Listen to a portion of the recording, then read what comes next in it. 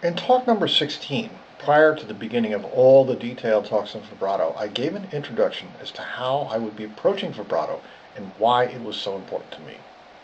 Before we leave each other, I wanted to add some further thoughts and ideas and present to you what I will call a unified theory of vibrato. I'll try to do this and sounding the least pompous as possible. Keep in mind that all of what follows is based purely on my opinions, and there are many flying about these days about the use of vibrato, which I'll happily not go into. The first part of this so-called theory has to do with what I consider vibrato to actually mean. This is a rather odd question to ask and an even trickier one to answer. When we speak, there is an element of what comes out that is referred to as paralanguage. These are the non-verbal elements of communication: tone, pitch, variations in sound. In other words, everything but the words themselves. The analogy I would like to draw with music is as follows. Our notes are the words, and the inflections we give them, volume, color, attack, and vibrato, are the part analogous to paralanguage. In speaking, or rather when listening, we pick up the messages of paralanguage instinctively and subliminally. Two other forms of nonverbal communication common to all humans, crying and laughing, are components of a universal human vocabulary that is shared. When people laugh, we laugh, and when we cry, they may cry too. We all know that when someone speaks with intense emotion, whether it is inspired by sadness, joy, triumph, terror, etc., that the voice often trembles.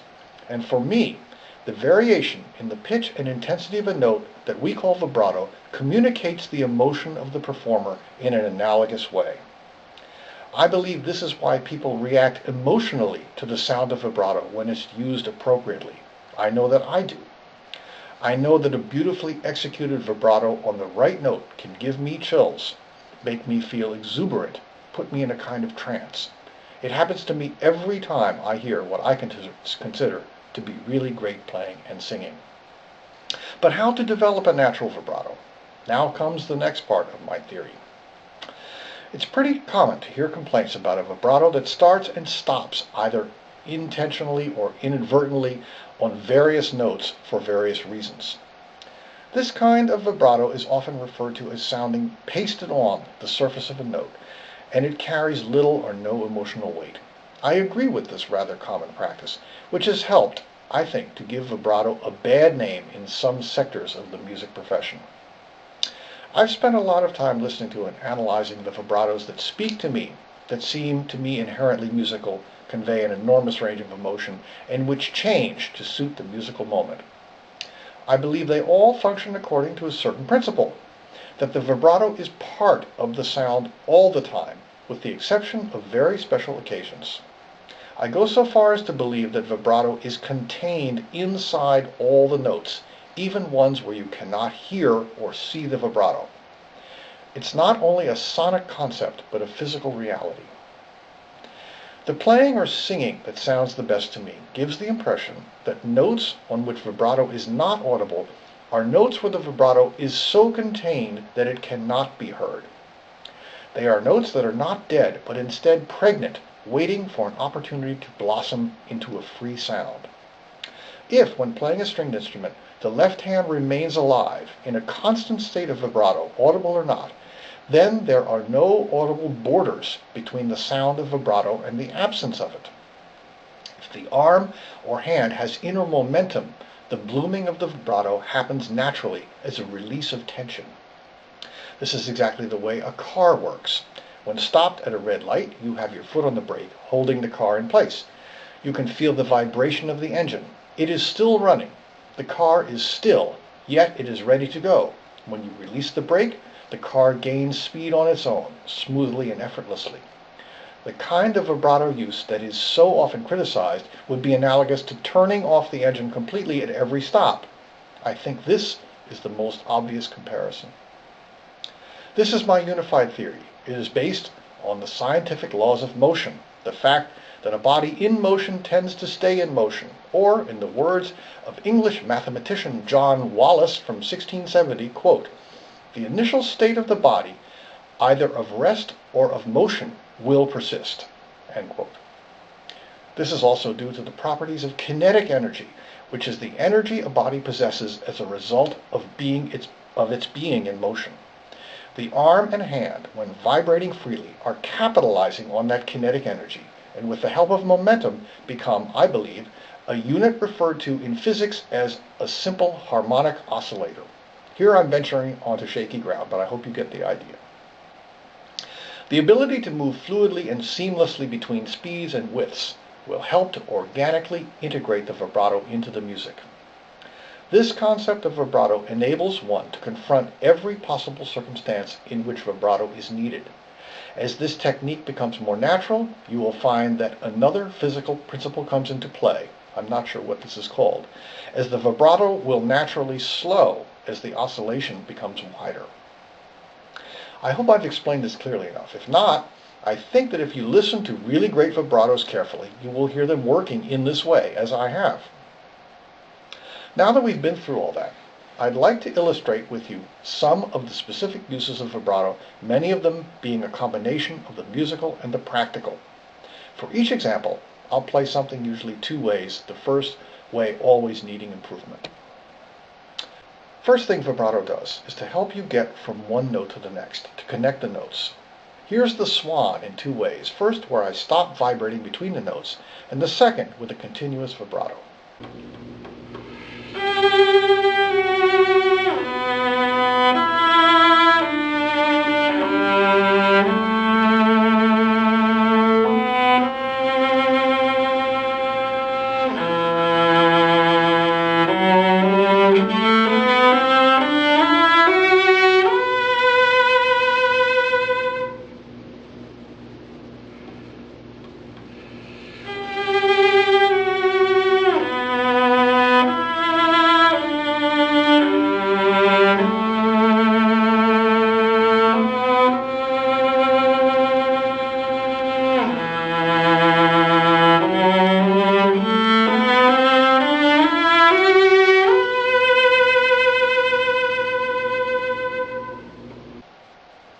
Supporting the sound, listen to the opening of Beethoven's A major sonata, first with a weak vibrato, and then a more healthy one.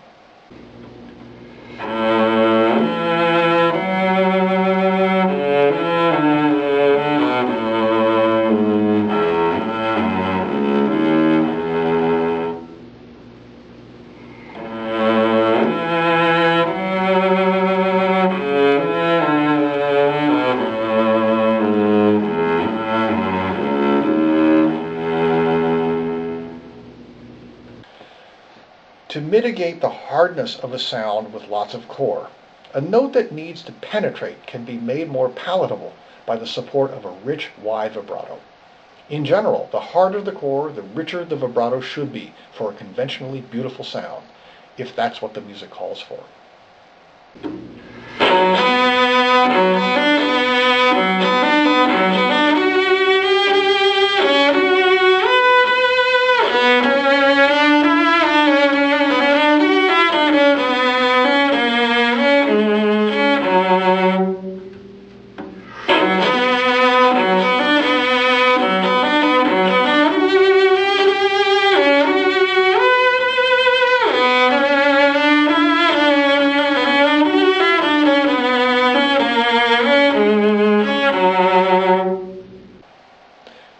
To add glow and shimmer, there's nothing more magical in music than the opening of Debussy's Clair de Lune, and here's how it can sound, first with an insensitive vibrato, and then one that uses speed and narrow width to create a shimmer.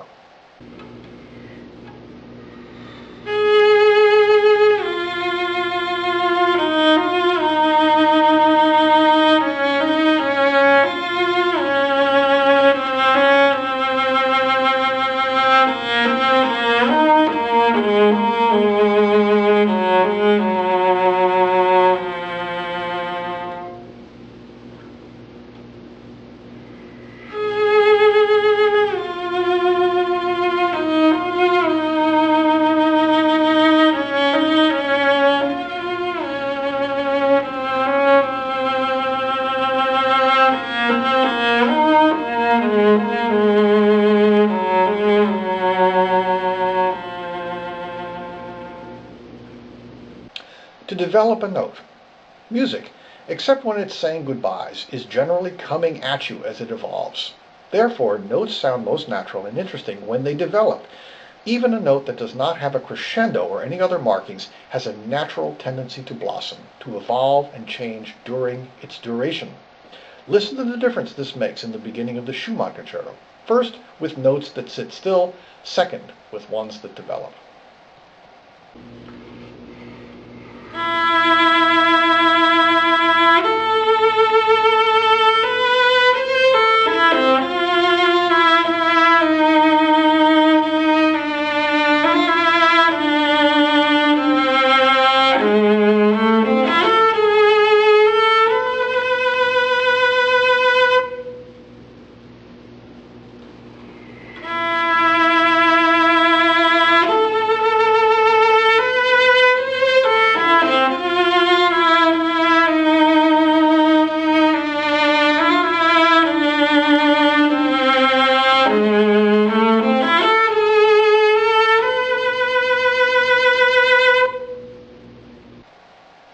To keep the sound alive. What a difference it makes in a simple scale from a Bach suite when I do not allow my arm to go dead, but rather keep the motor running all the time. First with a dead arm, second with a living one.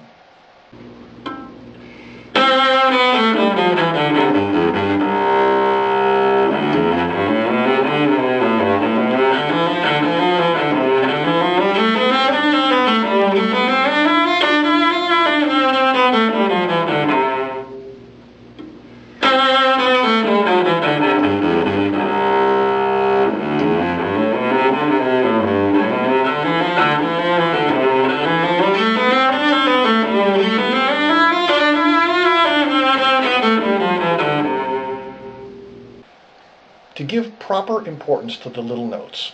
So often, shorter notes in a phrase are neglected because they don't have vibrato. This is not only because we need to train ourselves to be able to keep the vibrato in motion, but because we often need to think about them and imagine them differently. They have the potential, often, to be even more beautiful than the long notes. We can also neglect them because, frankly, we may have never heard them played with adequate attention and affection before. Listen to this rather obvious example from the Saint-Saëns concerto, in which I'll first neglect to vibrate on the quarter notes.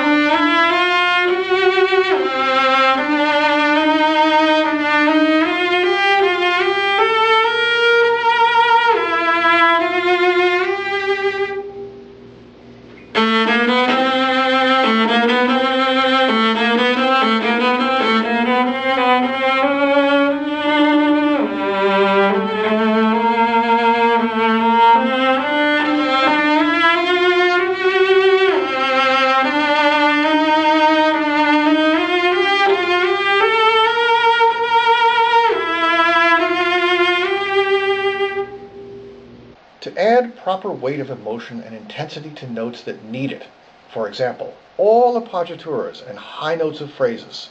Listen to this example from the violin part of the Schubert Cello Quintet, which includes 3 appoggiaturas, 2 F sharps, and the concluding F double sharp, and a C natural at the top of the phrase.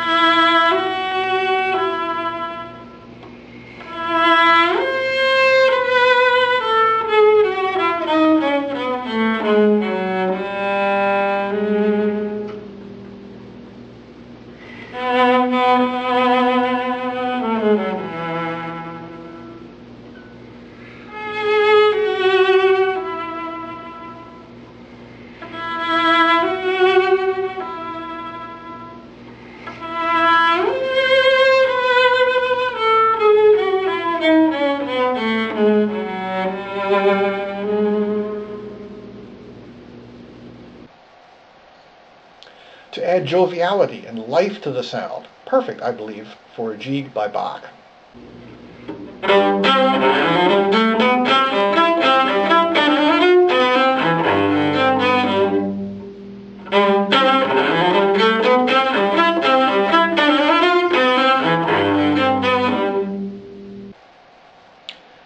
to add mystery and drama, as in the opening of the Brahms E minor sonata.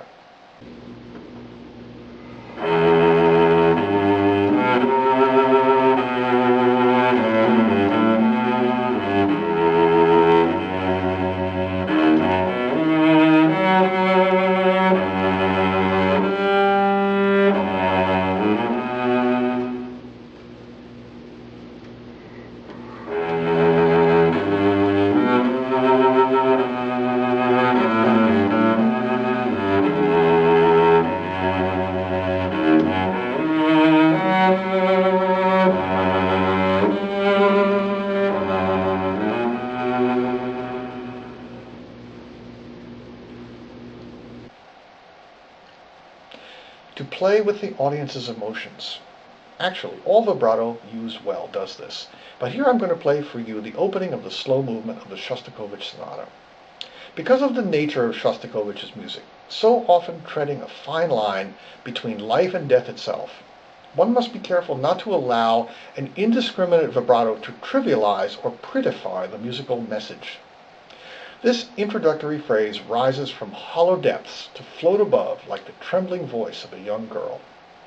In it, I try to keep the listener in suspense by carefully controlling the kind of vibrato I use, fully utilizing that mesmerizing sound area between heard and unheard vibrato.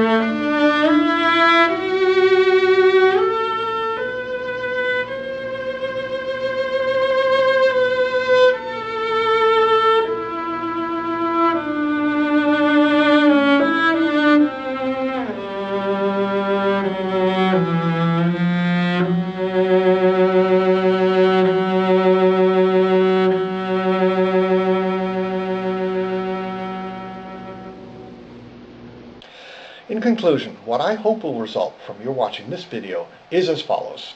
First, I hope that everything I've said is understandable. If not, I'm sure to hear about it from someone, and I may have to try to do better, which is always a possibility. Second, I hope that perhaps my unified theory answers some questions you have or may have had about any problems with your own vibrato. And third, I hope most sincerely that you may be inspired to pursue, for the rest of your life with your instrument, a vibrato and a resulting sound and musicality that is ever evolving and which continues a great tradition of seductive, inspiring playing that has reached great heights in the hands of true masters of the instrument.